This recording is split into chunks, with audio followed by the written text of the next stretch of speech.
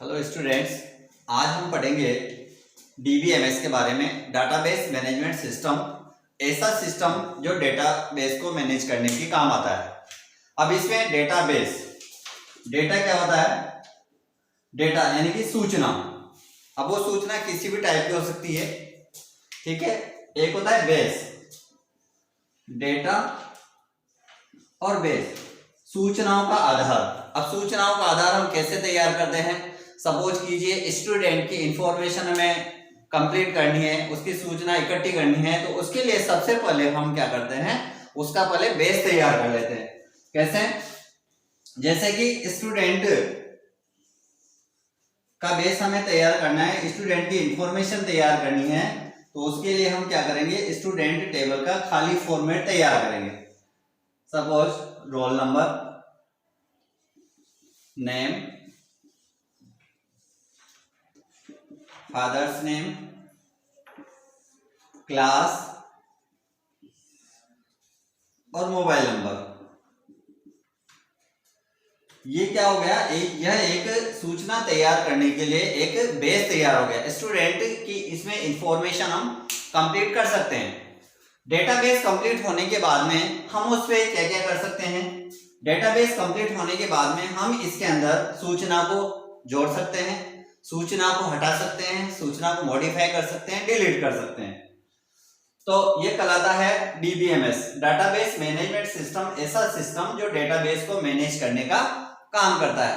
अब देखिए database management system के लिए यहां पर हम पढ़ेंगे डाटाबेस को टेबल के फॉर्म में। डाटाबेस जो है वो स्टूडेंट टेबल तैयार होगी। अब ये जो स्टूडेंट टेबल है, टेबल किससे मिलकर बनी होती है?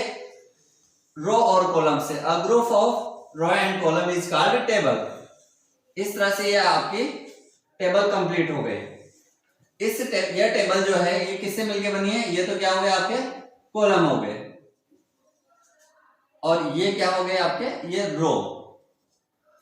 रो को टपल भी कहा जाता है और कॉलम को एट्रीब्यूट।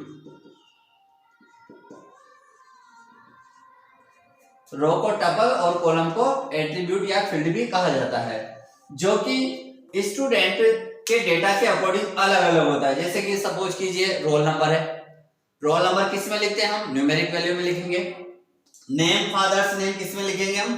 कैरेक्टर्स वैल्यू में लिखेंगे। मोबाइल नंबर न्यूमेरिक में लिखेंगे।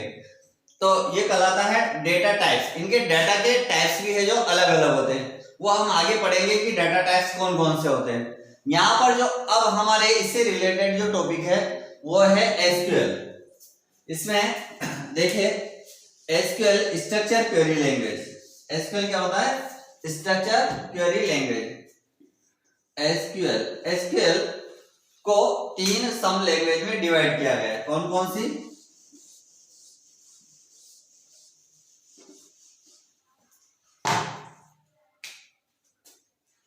एसक्यूएल को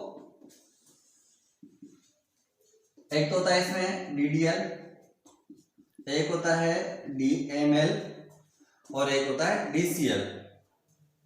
स्ट्रक्चर क्वेरी लैंग्वेज एक ऐसी लैंग्वेज है जिसमें डेटा कितना भी बड़ा हो उसमें से हम इंफॉर्मेशन को रिक्वायरमेंट के अनुसार प्राप्त कर सकते हैं। इसके भी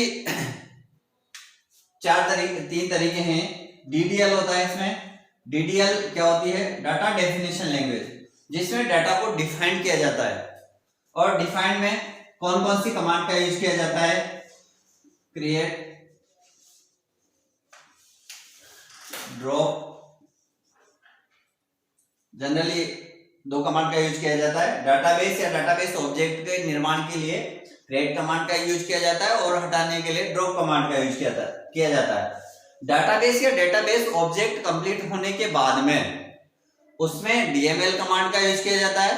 डीएमएल डाटा मैनिपुलेशन लैंग्वेज, जिसमें डेटा को मैनिपुलेट किया जाता है। अब मैनिपुलेट में क्या क्या चीजें आती है? सेलेक्ट, अपडेट, इंसर्ट और डिलीट। इसके अलावा है डीसीएल, डाटा कंट्रोल लैंग्वेज। इसमें दो कमांड मुख्य है, डिवॉक और ग्रांट और डिवॉक, जो कि डाटा को मेंटेनेंस या इसकी सिक्योरिटी के लिए इनका यूज किया जाता है।